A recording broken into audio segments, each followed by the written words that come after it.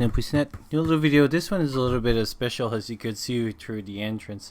Back in the forum, we've been giving a scenario on communication, and my goal was trying to get it going, but everybody had high frequency and high gear and things like that, and so I thought, like, with all just what I have, I could see if I could even try to do that. So this is my my attempt to be able to kind of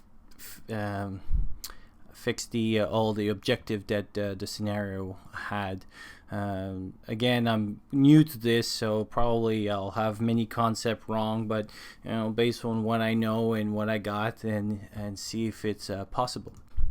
So at first, as you saw, I was a little bit of but all I have is VHF and UHF with all of my radios. First, because that's my license right now that I have, as well as the gear that I have. So it's like, how can I go around mountains and stuff to communicate?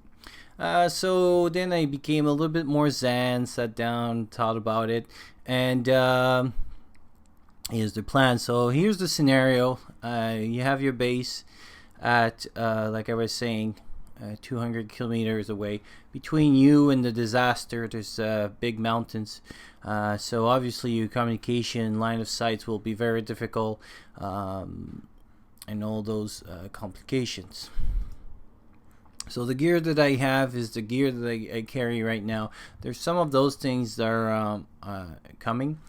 So the Chameleon kit is a bunch of antenna. It's mostly for high frequency, but there'll be some use, and I'll talk a little bit about it.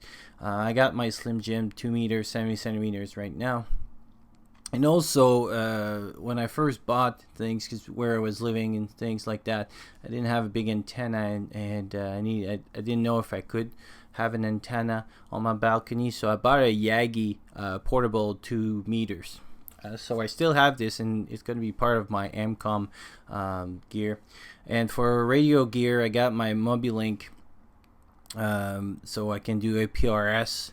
And I got the Yaesu VX6R, which is my main radio. I also have a Bofan UV5R, and what I call the repeater device. There's different ways of doing the configuration, and I'm still kind of debating which way would be better to use multi-purpose.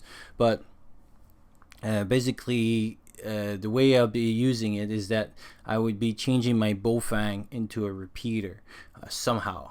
So that means, like, if I would be in a bug out situation or something, I could leave my Bofang back, or put it at some place, and then suddenly now I could use it for a different purpose. So I'm still debating, but basically a repeater device of some sort. So those are my antennas that I would have. So this is the Yagi right over here. It's actually, I think it's exactly this one here. So basically you can handheld here, and you basically put it in the direction that you want. It's not heavy, very easy to carry. This is the Slim Jim 2 meters, 70 centimeters, very portable. And then this is part of the system that I'm looking at buying for the next my next purchase, the Chameleon. So it has like different things that you can in different configuration. So which one to use and how to use them and stuff. So for transmission, I could use the Yagi, because my radios, both of my radios, can transmit on 70 centimeters and 2 meters. So that means that I can use the Yarrow, I can use the Slim Jim, but I cannot use the Chameleon antenna. The reason is that it's usually for high frequency, so it goes up to 6 meters, and when I check both my radios, they don't go as low. So I'm able to receive with it, and this is what basically the use of it is. I'm able to receive with this antenna, but I'm not able to transmit with it. So my Yaesu my Yaesu, I'm able to receive things from HF, and so this is kind of the purpose that I'm thinking about it. So what's the plan? So first, a lot of time I'll have, again, this is another thing, but you always need to carry some coax cable with you and stuff. So what I was thinking is that to separate a basically out of a coax, create a dipole for the 2 meters and hanging pretty much in that configuration. So I would put one at the bottom here and stuff, so that it kind of on a straight line over here, and this would be basically the configuration that I hope. So what I would do, because part of the objective there are kind of twofold. So first, every 2 hours you kind of have to talk to the base camp, and also because there's 2 people, you know, in the rubbles and stuff, you have to use communication. So on this side of the mountains, it's voice communication, but on the other side, where I was going to use is mostly digital mode, because you're sending lists and things. There's 2 reasons I'm sending. I was thinking about using digital mode, and this is where the Mobilink comes pretty handy. First is that it doesn't take as much time to send big message, so sending emails and things like that. And so what happened is that you can the transmission is a little bit better that way, and also is that the reception will be a little bit easier, because I'm kind of pushing up the limit of those antenna to make sure that people receive on the other side. I think digital would be a little bit better for that purpose. On this side here, this is where the advantage of having the Slim Jim is that once you're working inside like houses and things like that, the UHF is a little bit better. So that's why this antenna, I would be able to make contacts with different people, and my radio can do dual band, so I can go either on VHF or UHF, and so that would be one of the advantages of having the Slim Jim here. So basically what would happen, so between the people on the side of so we would use the Slim Jim, I would put it in, talk, bring it down, move, do something and stuff. So it's very compact, very easy to carry and move. And again, it would be mostly voice on this side. Once I would have to either communicate with the base camp and stuff, I would switch to using my digital mode. There's also another purchase I'm about to do, but basically I would try to send some email through the through emails or other mode of communication, but using digital mode basically. Through my radio, I would send it to the dipole, and the dipole would receive it. And this is where that system I was talking about, the UV5R, the Biofang, works. Either you have 2 Biofang, and then you have like this little device in between. And basically what happened is that in one antenna you receive, and then on the other antenna you transmit. So basically the radio receive on one and transmit on the other radio. But there's also other device like simplex repeater. Basically it's like basically it repeats what you just said. So you call the radio, the message gets recorded and then gets sent. But this doesn't just works on voice, I believe. And this would be actually, this is the other thing too now, like I don't know if which would be better for like digital, and if even digital would work, or this system only works for voice. I mean, I never really played with it, I just saw it, and every time I saw it was with voice. So you see already there, that would be an experimentation. But here's what would be my, so I would send a message to this antenna with my Slim Jim. this antenna would receive my information, would transmit from one radio, and then send it to the Yagi. The advantage of the Yagi is that it boosts your signal and direct it in one way. So if I know exactly where base camp is, I can direct this and put all the energy that I have and maximize it all the way up over there. And because I'm higher up, so basically they would probably involve a hike somewhere in the mountain and find a best summit for this, then I would be able to set that up. And it's usually handheld, so I would have to find a way of leaving the antenna either by a pole or setting up with branch or something like this, and set it up there so that it becomes like basically almost like a base.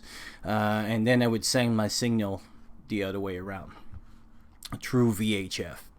So basically here on this side of the mountain I can speak UHF and VHF, but when I would transmit I would be in VHF, or even actually the radio here depending on what it is, but with the dipole most likely I would be VHF, but then I would talk to VHF to one radio and then transmit it through the Yagi on the other side.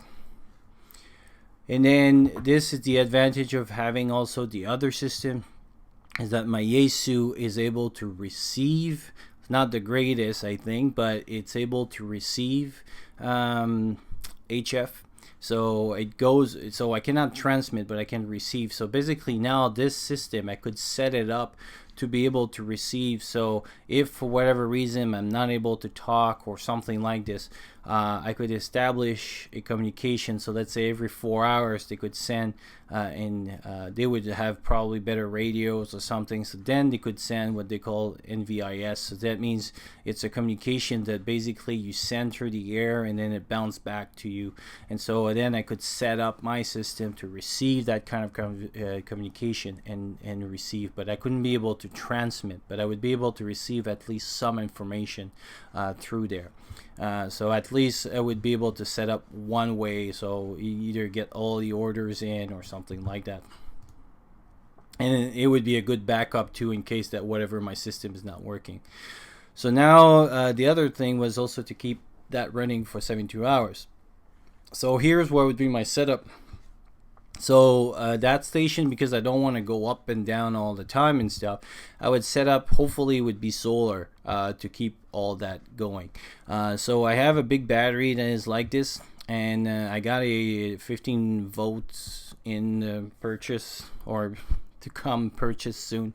And so what I would do is put that power film and hook it up on that battery, and or set up the system so that it can charge the battery, and use the 12 volt on the for the Baofeng. And so basically the two radio would be connected through a lighter system that would be set up on the power film solar panels. And the way the system would work is either the solar panel would give the energy to the Baofeng, or the battery would give the power to the Baofeng, and then he would recharge all himself. Obviously that would probably need to either put like a little tarp or something to protect all this, but yeah, my battery should be able to last at least for all that 72 hours. And then on this side, this is why I divided my system the way I've divided.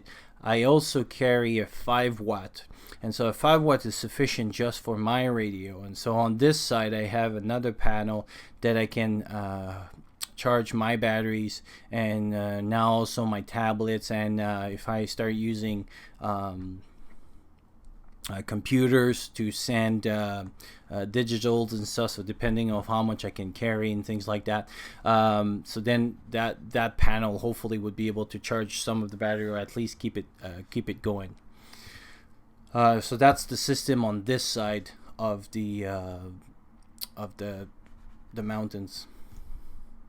And then after I did all this exercise, basically the only thing I could think in my little Zen moment is that I should buy HF soon, because it was very it was actually interesting to see like things like that. And I just passed my interview for my to join the MCOM team here, so I'll be able to play with their stuff. But yeah, it's interesting to see like when you have to do things like that, how much just with HF would be much easier to, there's a lot of barrier that wouldn't be there now that I have to do extra steps and have extra equipment because I don't have that HF. But it's good too, because I mean it makes me think and push a little bit my limits. So anyway, that was a little video. If you have any comments or anything, just leave it behind, and I'll talk to you soon.